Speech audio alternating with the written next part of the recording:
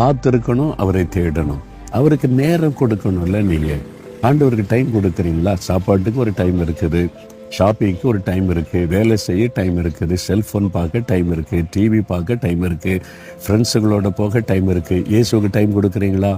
தினமும் ஒரு குறிப்பிட்ட நேரத்தை ஆண்டவருக்கு கொடுத்துருங்க. அவருடைய பாதத்தில் உட்காருங்க, வசனத்தை தியானிங்க, காத்துருங்க. அவங்களுக்கு தான் அவர் நல்லவராக இருப்பார், அவங்கள தான் அவர் திரும்பி பார்ப்பார்.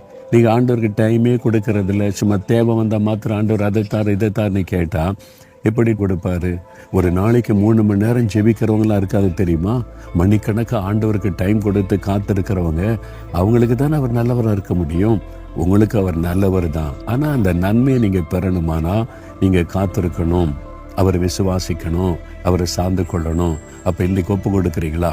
ஆண்டவரை, இனிமேல் நான் உமக்கு காத்திருப்பேன், உம்மை தேடுவேன், என்னுடைய தவறுகளை மன்னிச்சிருங்க, எனக்கு நன்மை செய்யுன்னு சொல்லி பாருங்க.